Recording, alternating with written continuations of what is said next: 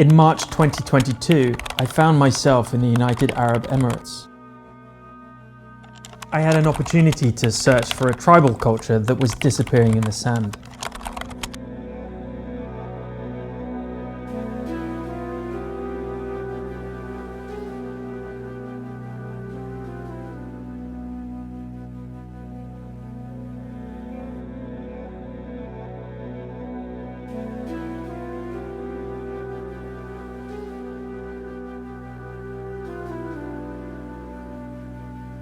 This is the story of how I found them.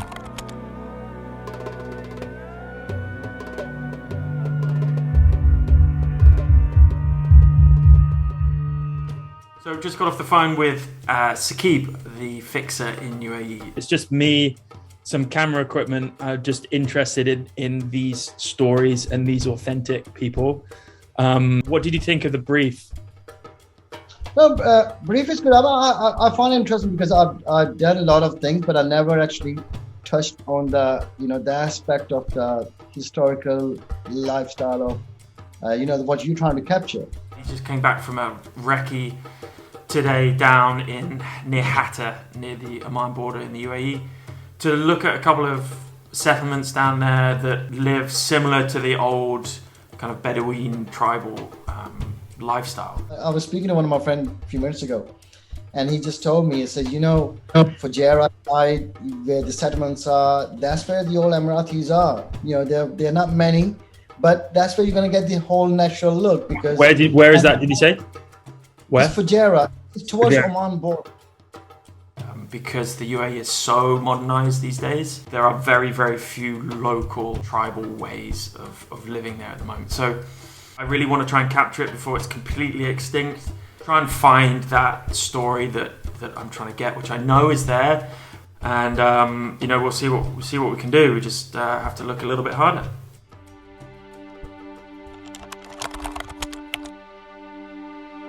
So just landed in Dubai and had a little visit with the customs officers, and unfortunately they confiscated the drone, which I was pretty sure was going to happen anyway, because we know that it's banned here at the moment due to an accident they had in Abu Dhabi last year.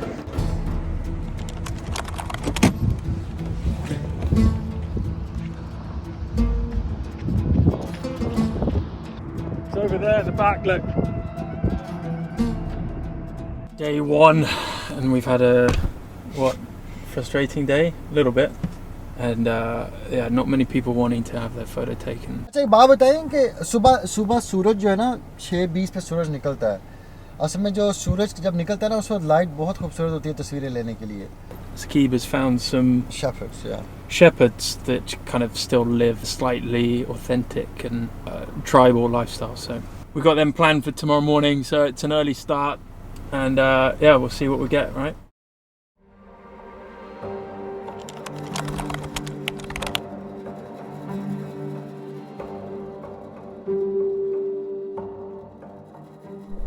So here we are in the outskirts of Ras Al Khaimah. We're looking for a selection of camel herders. We spent all day. It's been another very frustrating day because there's some politics and there's some permissions and that kind of stuff. So Saqib is going to speak to the owner of the camel farm. Well, we've been here since 6 a.m. this morning. Now it's 7 p.m. and we unfortunately didn't get much. And just as we were leaving, this lovely Emirati stopped and offered us tea. And we got chatting, and it turns out that he has some really authentic ways of living with some servants and some ex-tribal people. Although this was not quite what I was looking for, it was too kind of an offer to not accept, and to just see firsthand if there was any opportunity to meet some of the people that I was looking for.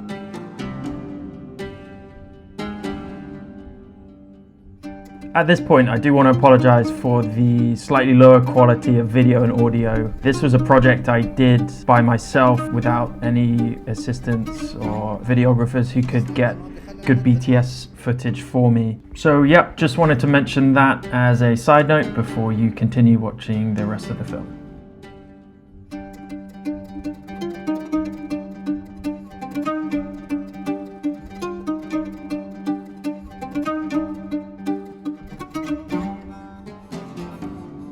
done a bit of shooting finally today.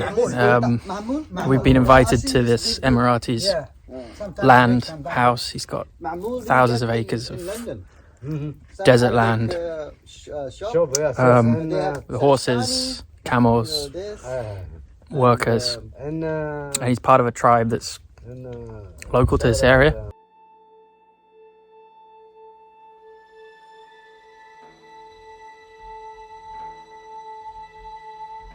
We're miles away from anywhere, but these guys have been super nice to us and invited us into their home. So now we're kind of finished for the day and we're having a bite to eat.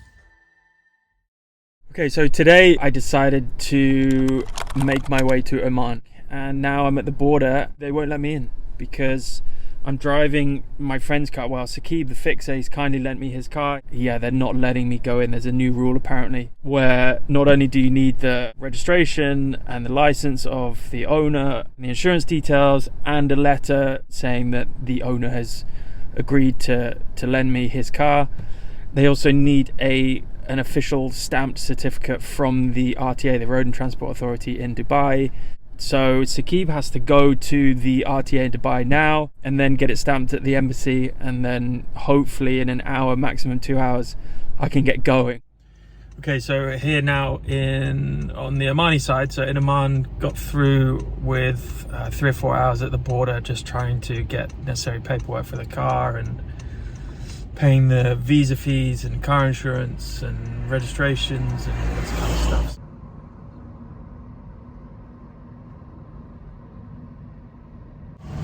I've made it, but time is running out. You can see the sun is setting over this mountain, and we're going out to I guess to a recce now. We planned to get here earlier, and now we're just going to meet some people and see if it's suitable and see if it's what I'm after.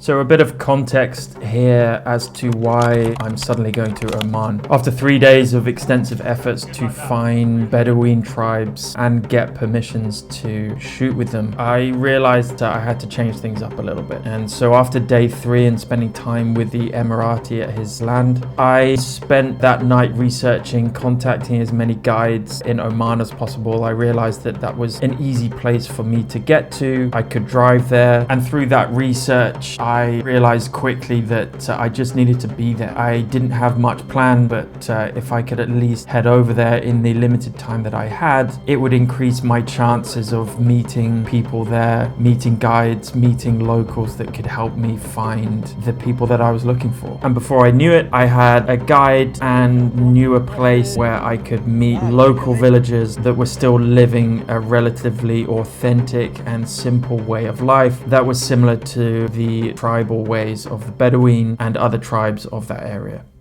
5:30 in the morning, another gorgeous night under the stars. No one else around. I think this camp is obviously usually used for multiple parties, but I was fortunate enough that I got it to myself. At this point of the trip, I started to find my groove a little bit. I was completely alone. I didn't have a fixer. I didn't have a guide with me. They were at the end of the phone if I had reception and I needed them, but I felt a little bit more free and I was more comfortable with my environment now I'd been in the country a while. And so my vision of the photos I'd gone so far to get was starting to become reality. And these photos are a depiction of my experience of the shepherds and their inextricable link between their livelihood, which is essentially their camels, and their land, and the work and the history that has been put into their culture up until this point. Before heading to another part of the desert and starting my long journey home, I stopped in the Hajar Mountains and a village there that was famous for rosewater production. This was a nice little change from the barren desert and the heat of the desert, and certainly was interesting watching how they make this rosewater in old-fashioned ways. The first things we put the rose inside the jar like this. Yeah. This is super hot right now. It's like just an oven.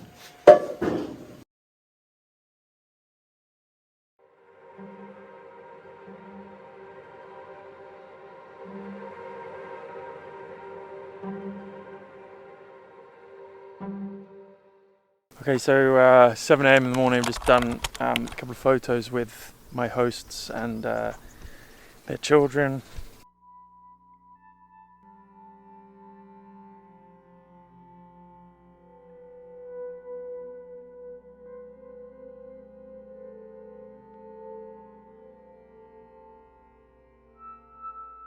My host, his name is Badr, and he is traditional Bedouin.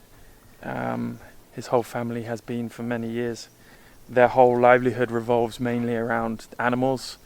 So they've been here for the last couple of years. They are also feeling the effects of climate change, and this is how, or one reason why this part of the world is starting to modernize more and more.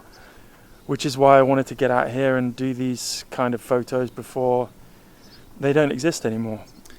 This is Badr. Salam alaikum. Just out here having breakfast at Badr's house. We've got dates, bread, coffee, there's always coffee here, and pancakes with honey. And because it's Ramadan, the sun is up and they're not eating, so we have to be a little bit sensitive, which is why really I'm eating on my own.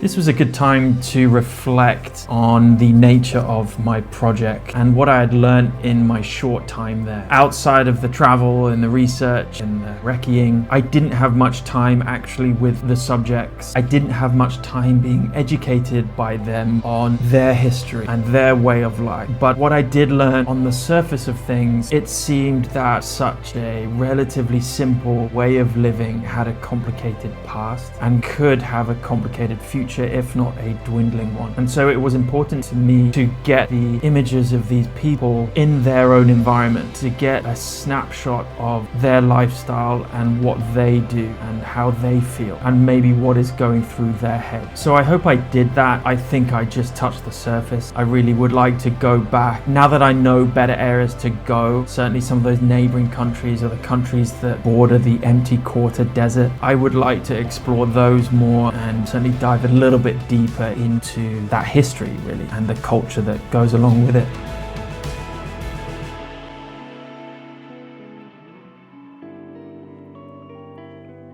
So it's been a few weeks now since I got home.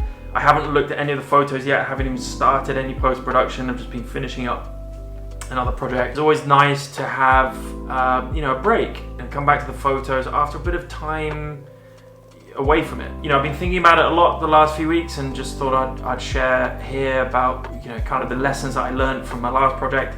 So the first thing that I thought about, research is key. Trust in myself to do that rather than trust someone else to do that, or because then there's that bridge between you and them and you have to communicate your visualization.